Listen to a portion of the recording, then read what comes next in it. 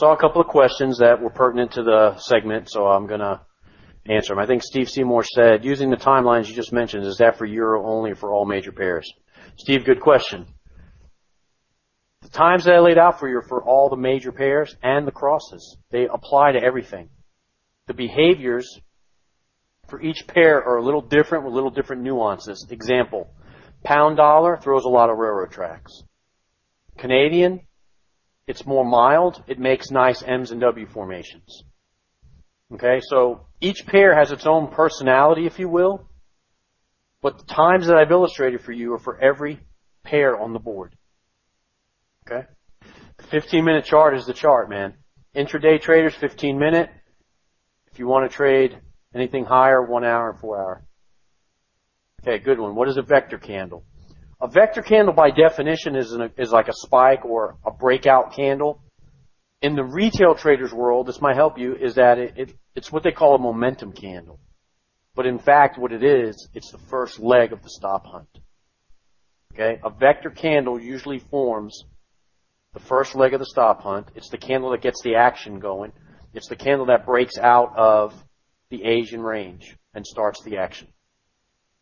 Okay? I think the definition is on the sheet, but if not, that's as good as it's going to get. Okay? All right. Any more questions about what we've covered so far? Now, I wanted to point out one more thing. Some of you made some comments about the timeline, about taking the breaks and stuff. Here's the deal, man. I've done my fair share of research about learning times and how people feel and how long it is before people, I guess the right way to say is crap out and had enough. And before I became a teacher personally, I tested the waters, and I was with an institution that drug it out for 8 hours. And after lunch, everybody fell asleep and didn't want to hear from me anymore. And I promised that's exactly what I didn't want to do to people. If I was interested in taking your money, I would sit here for one day, get through the whole class, and then call it a day and wipe my hands of it. That's not what it's about. This is a process of you getting a deeper understanding. And for me to take a fire hose and shove it all down your throat in one sitting is absolutely unfair to you, and it does you no good. Some of you know me, so you know I'm sincere in my heart. I really want you to learn this stuff. I'm here for you. I want you to get it.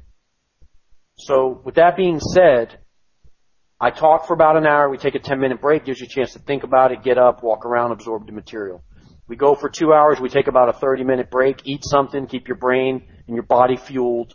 Get up, shake it off a little bit, and then we go for another couple hours with the same cycle of another 10-minute break. When we're done tonight, I'm going to give you some stuff you got to do to keep the learning going. So our 4 hours together is only the beginning. I know you don't want to hear that, but that's the truth. You got to solidify this information in your brain. Some of you people that have been trading 5, 6, 7 years with the struggle, you got to get rid of that stuff. And the only way to get rid of that stuff is to solidify and understand what I'm teaching you. Jerry wrote, it's the best time they will ever spend. You're right, Jerry, it is. But they got to feel that. It's got to be in them. I can't put it there. It's got to come from themselves. All right, so anyway,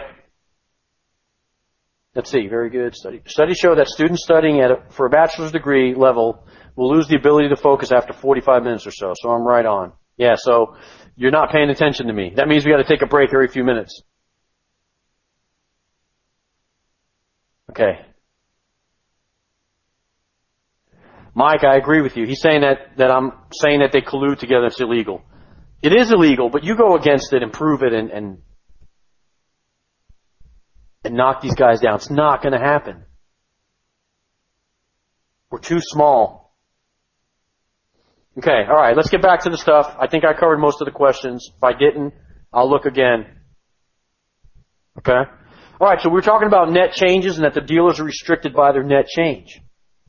Okay, and that they're not allowed to destroy the world economy by simply running 1,000 pips or 2,000 pips. Now, those spikes and those things happen, but as a general rule, they're restricted by about a 200 pip per day range. That's why we look at ADR. We study ADR, how it works.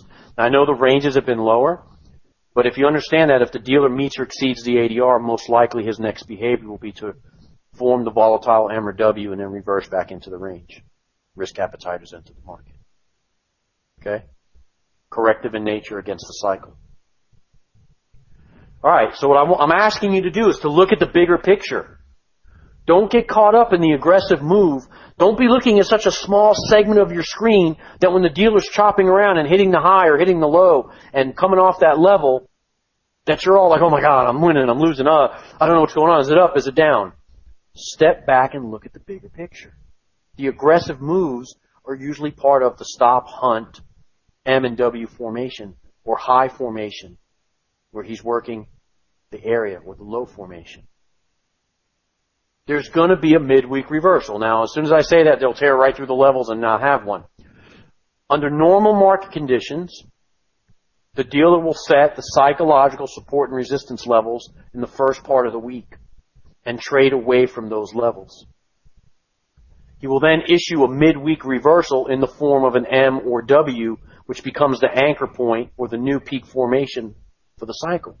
The peak formation is the low of the week or the high of the week. When he's making the midweek reversal, you will usually have a more aggressive M or W formation. Risk appetite. It'll be big. It'll be aggressive. It might be over 2 sessions. It might be over 3 sessions. He might hit the high at US Tuesday and then repeat the level Wednesday London and form a larger formation. So he might form the high of the week and pull back and hold this and then go at the level again. And this might be Tuesday. This might be Wednesday. And in between here, he chopped and handled the crosses. And then he makes his Wednesday, Thursday, Friday, end the week. 1, 2, 3 levels over 3 days, a unidirectional swing. And to end, remember, end the week on a trap. End the week trapping the traders. Okay? So you could simply, once you understand the method and how to break down a chart, you could simply see the week beginning on Sunday, walk up to any chart anywhere, establish the psychological support and resistance levels, simply lock out or block out the psychological support and resistance levels for the week, and then watch how the dealer will exploit above that level, trade away or trade in line with it. Okay? All right. Let's look at the cycle a little bit. Okay? Typical stuff that goes on during the week. Hit the stops low, rise. Okay? The dealer forms the peak formation high. He's trapping slightly above yesterday's high, the blue tracer. He hits the stops, traps, induces, and then drops. Now, we expect a unidirectional swing for the rest of the week. So we expect the dealer, hit the stops, high, drop. 1, 2, 3. Hit the stops, high, drop, or just straight drop. The straightaway comes when the dealer fails to make a visible stop hunt below the blue box. So this is how a week might be structured. The dealer comes out, he makes the peak formation low, the first part of the week. Here, this would be your peak formation low. Okay? You trade away from the peak formation low for 2 to 3 days. He only does it 2 days and forms the high of the week. Once the anchor is established, the peak formation high, okay, here's your psychological support and resistance levels. First 8 hours of the cycle. Dealer hits the stops low, rises. This is an M formation in essence, but he just induced above.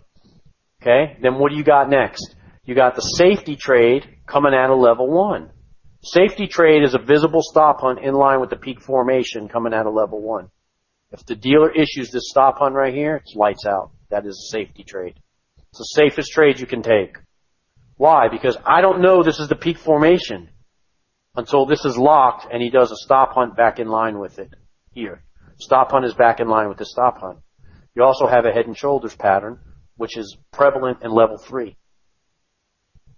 The safety trade develops coming out of level 1 consolidation after the peak is locked. When the peak formation is locked, then I look for a stop hunt high drop. Most of the time, you get a straightaway out of here. But if the dealer issues you a stop hunt in line with the peak, you got them. Okay?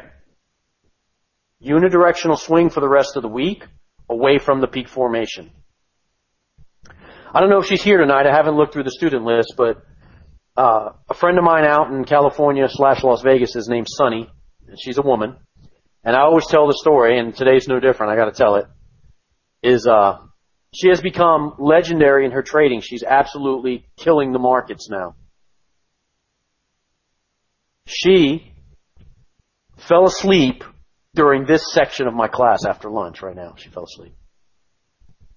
I looked at her sleeping in the aisle, and I wanted to go smack her in the head, but can't do that. It's not very nice.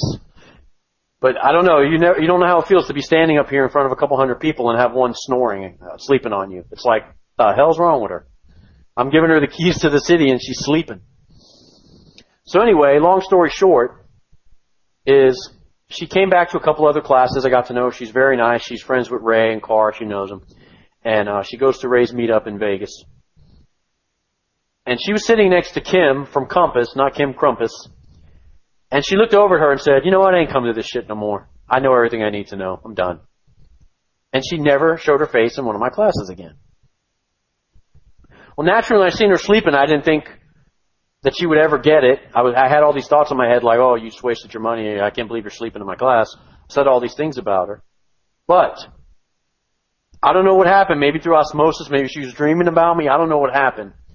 But while she was sleeping, it occurred to her that if she just identifies the peak formations and trades away from them for a couple of days, that she would be successful in the business. She started with Euro, and that's exactly what she did. She tracked the peaks, learned how to identify them, and traded away from the peak for a couple of cycles. She then expanded to all the majors and the exotics and the crosses. She converted from spot to swing trading. And now pips are falling out of her ceiling at her house. So you never know who it's going to be, but I got to tell you, I never seen her coming. And I'm really proud of her. And I couldn't be more pleased that someone that was sleeping in my class is now raking in the pips like crazy. So anyway, that's my Sunny story. And if you're here, Sunny, and if I offended you, I'm sorry, but I love you. You're doing great. Okay. Again, typical week, right? Hit the stops high, hit the drop, hit the stops high, drop for 3 days. 1, 2. We expect the dealers to reverse on level 3 in day 3. We expect the dealers to chop the market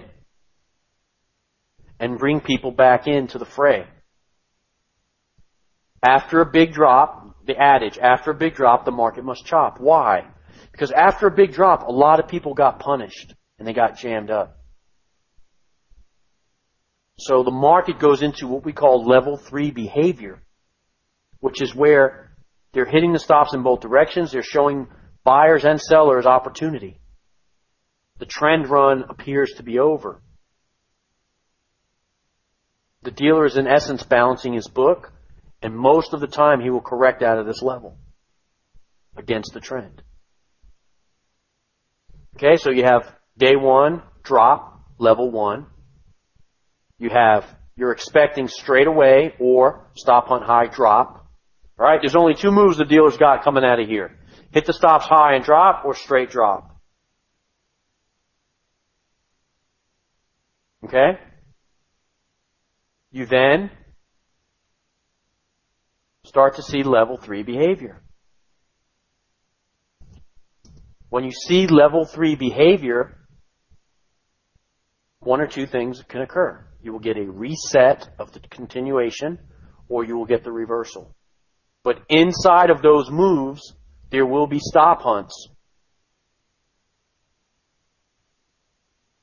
You have to anticipate the move, expect what's coming, and using the signals and all the other things coming together will help you identify those points. And we'll talk about that some more, Tom. Okay, so looking at the bigger picture, this is the dealer cycle. It's a 3-day cycle. The dealer sets up his peak formations, the highest point on the chart for the week. the lowest point on the chart for a week, peak formation high, peak formation low.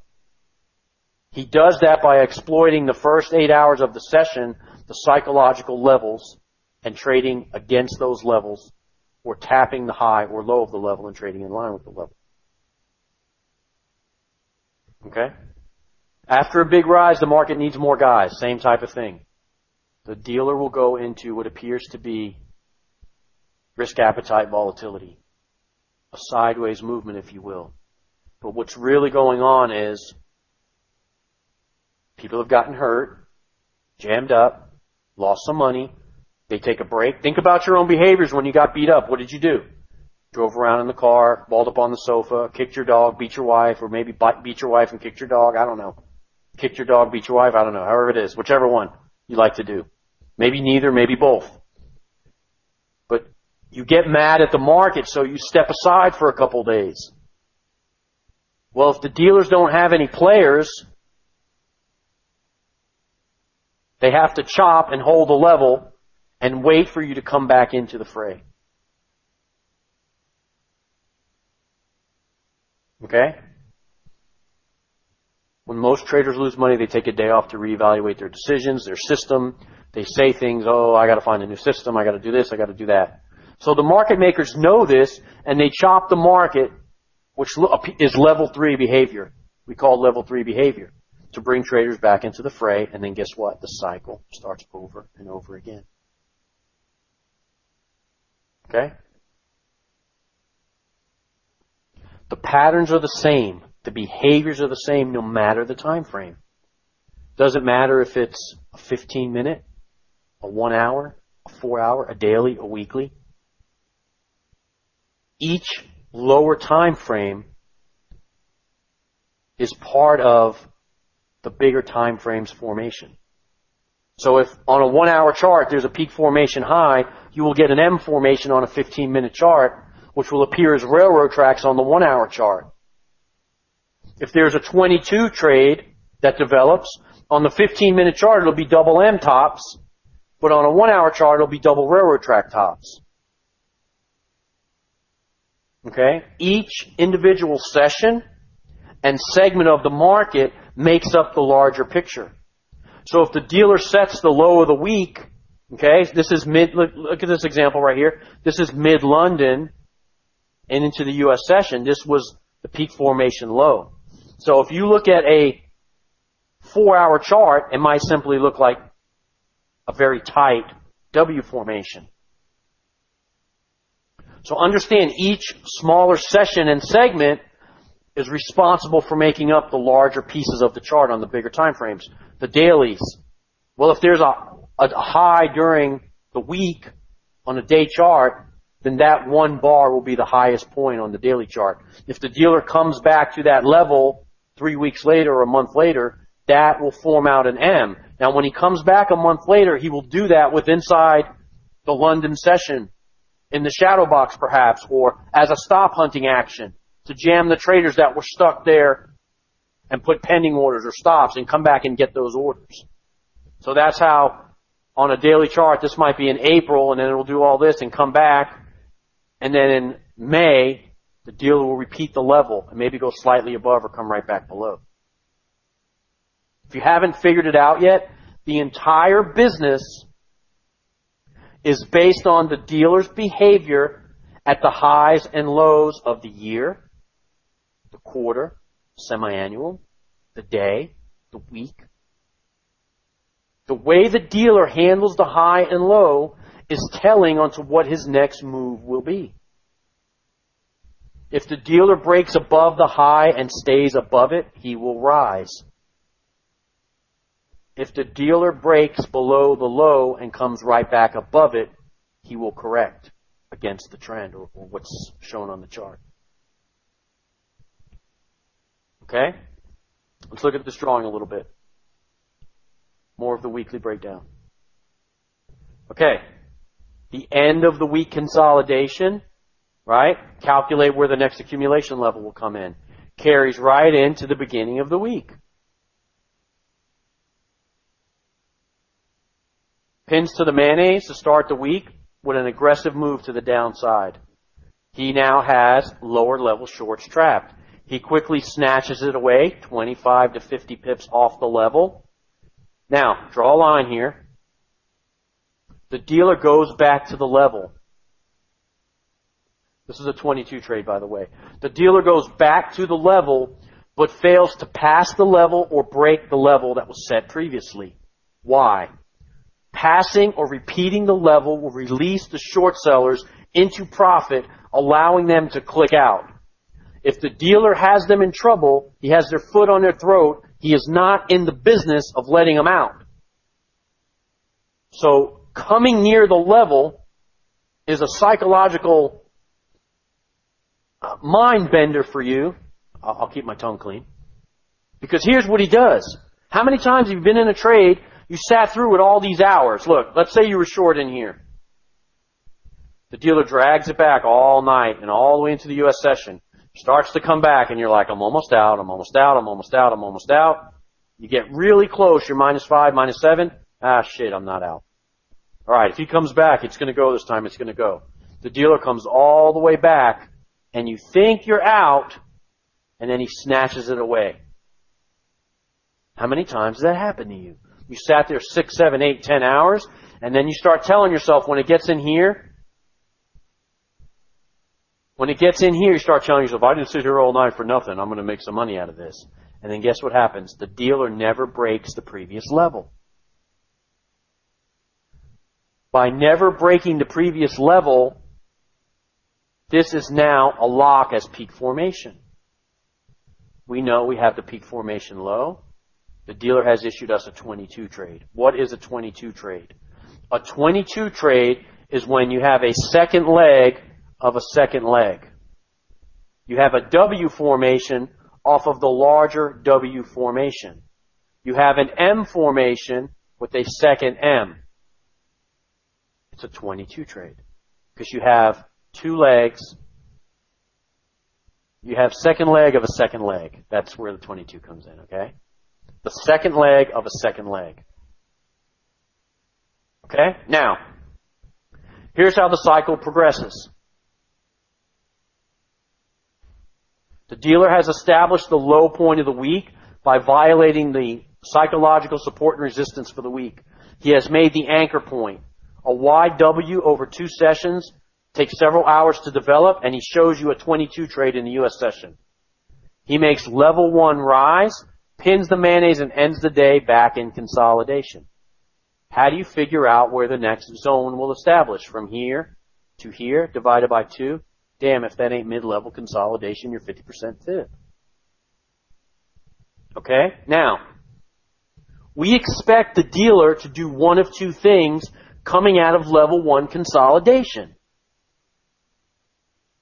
The trade you should be ready for is straightaway. And that's what he does here. What is a straightaway trade? It's when the dealer does not move above or below the blue box to issue a visible stop hunt for us to take advantage of. But there are other ways to spot it. The straight rise trade will issue some type of medium, mild, or medium stop hunt. In this example, just outside or late Asia, he issues double railroad tracks to the 50. In here. Along with TDI forming above the baseline, blood in the water, stuff I will talk about, this is a solid entry, and obviously you see what happens. Okay, you now have second day of rise or level 2. First day, it made the formation, aggressive behavior, it made the trend anchor point. Price finished up. The dealer corrected back into middle of the range. He did a straightaway trade, which is a straight rise. What is the straightaway trade, Steve? Why is it significant? The straightaway trade is significant because all the traders that got short in here, that were thinking this was warranted, that took the shorts in here and put their stops here, here, here, are now getting into margin trouble.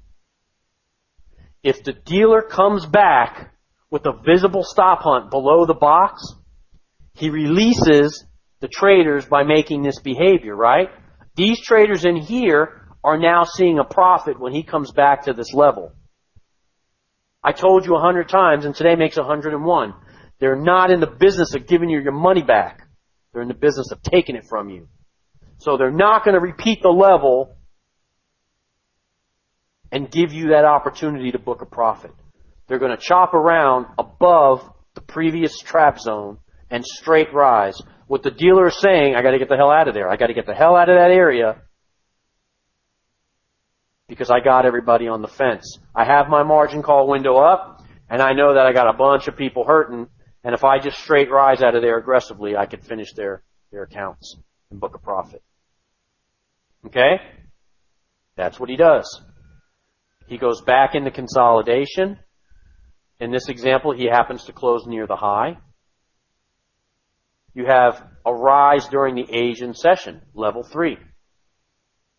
Day 1, day 2, day 3 of the cycle. After a big rise, the market needs more guys. The dealer shows what we call level 3 behavior. The dealer will correct the market and book a profit against those positions that he has induced to trade. Day 2, the 50 has crossed the 200 moving average. Most retail traders wait for a validation. Maybe they'll trade a break on the pullback and get into this part of the cycle. Maybe it starts going really well and you try to convert your trade into a swing trade, only for the dealer to take it back. When you see this sideways behavior, the erratic behavior, you're simply waiting for the next stop hunt to trade. 1, 2, 3. We expect a correction. Hit the stops high, hit the stops high, drop. We take that trade. The first target here, second target here. Or high of the week minus low of the week divided by 2 is mid-level consolidation. Expect the price to come in here. Right? If you take the peak formation low and peak formation high, and it happens to be 600 pips, then we can expect a corrective move of half of that distance, 300 pips in here. If the ADR for the week is 200 pips, we can expect a corrective move of about 100 pips. About where the moving average, the 200 and the 50 might fall. So the cycle, intraday, where you use the 50 and the 200, on the longer time frame, on the course of the week, when you're taking the high and low, it's the same thing. You understand? The pattern, the pattern, the pattern. The dealer does the same thing in a microscopic view where he works it intraday or for the session. He works it over 3 sessions, and he also does the larger cycle where he does it over 3 days, 3 weeks, 3 months, 3 quarters, semi-annually, 6 months. That's where these big, huge fib patterns come from, these Gartleys and butterflies. They come from a development over 6 months where the dealer has hit the low and then formed a second wing. What is it, Jim? A 786 retracement or a 50% retracement of the first move? That's where these things come from. But I'm telling you that the reason that things are designed or that they lay themselves out is because these are how the traps are set for the traders that are not in the know to take the validation of the extensions or the AB equals CD extensions to take these trades the wrong direction. And the dealer will validate these patterns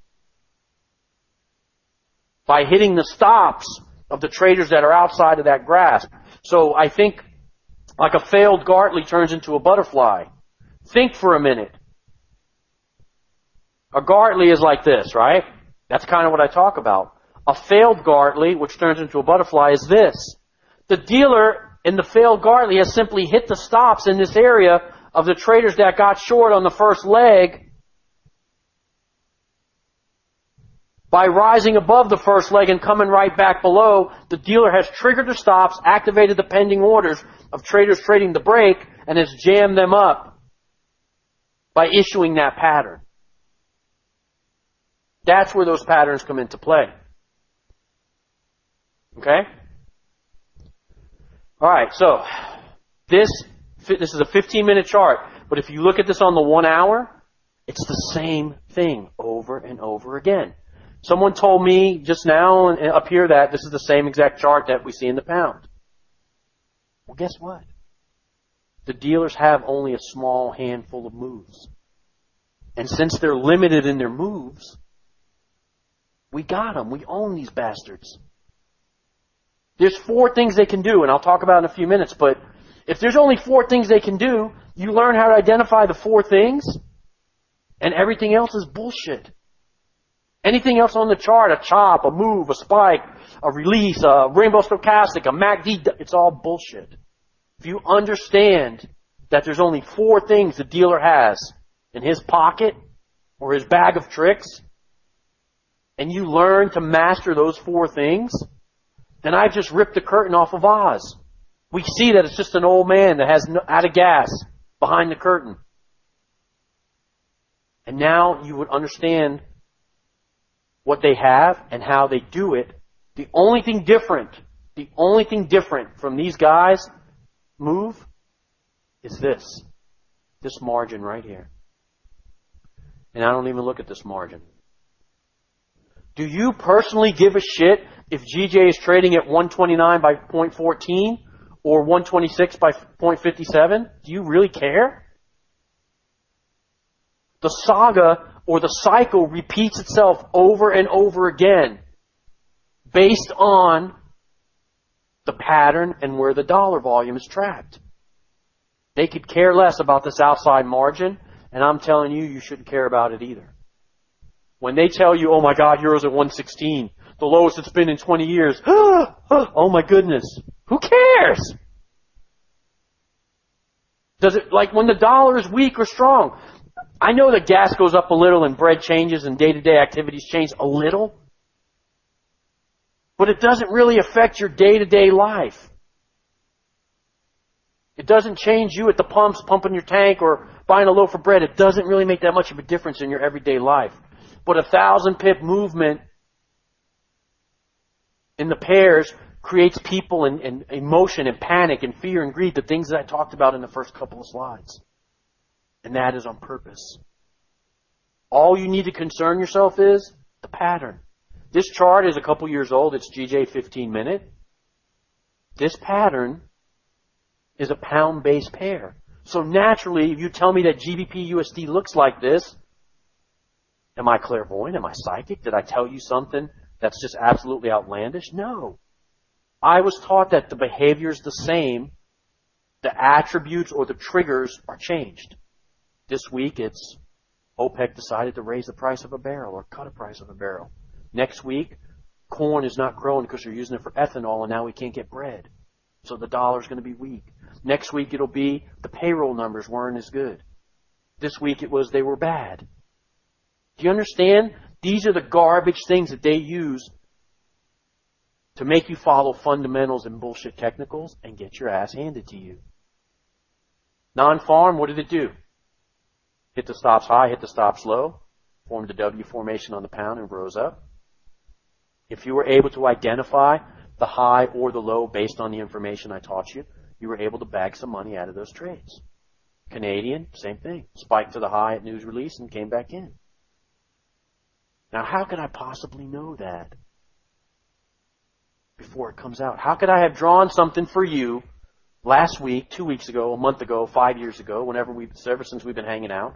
How could I possibly draw something for you and it come true over and over and over again? Understand? The pattern is the same no matter the time frame or the story or the news release or the country's dilemma or a war or bombing a tower. God rest everyone's soul in 9/11. They use those things as the reason to complete the structure. The structure doesn't change. Okay, they're shifting the zone big right now. Some people have said, Steve, don't you understand? The price has been dropping straight for a year.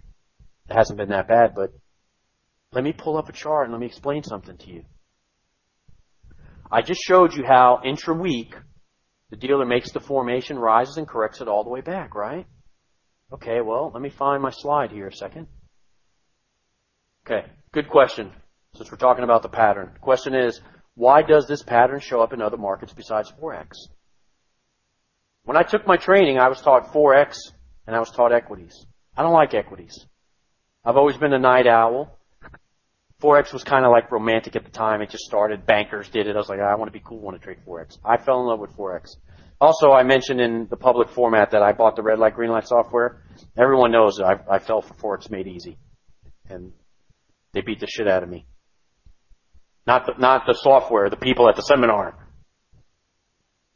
Anyway, and the software. I guess I got it from both ends. Anyway, the behavior is the same because people are the same. The traps that the dealer set are the same in other markets. So, the greed factor, the human behavior, the human condition. You see price going up, you get excited, you buy, the dealer sells to you. Whether it's corn, oil, a pound, a dollar, doesn't matter. It's the same thing. So when price rises, people get excited and want to buy. When price corrects, people panic and sell. Those behaviors are universal in every market. That's why this exact behavior shows up in other markets. The only thing different between what I'm laying out for you right now and the equities and metals markets are the timings. But I promise you, if you sit there and spend a little time on these markets and map out the time, you will start to see the stuff I told you about. Okay? False move session beginning, guess what? The dealer will make a fade at 9:30, 10 o'clock. If the dealer stays above the high, he will continue to rise. If the dealer hits the high and corrects back below that high, he will correct the market. 9:30, 10 o'clock, 10:15. Okay? The safety trade does not present itself on this chart. The safety trade comes in right here. The safety trade would be a visible stop hunt back in line with the peak formation above the low of the week in this example. How many pips? 25 to 75. 25 to 75 pips off of the peak formation. The safety trade would come in. Now it looks like 475, but it's 25/75. Okay, we'll talk about these trades more. We'll talk about them in a little bit. Market makers will not move in one direction for more than 3 days in a row. And this week they move 5. But understand this. As a general rule, their cycle is built upon 2.5, 3 days, 4 days. So what you're looking at here is they establish the psychological support and resistance for the week. They correct and act against that, break that level.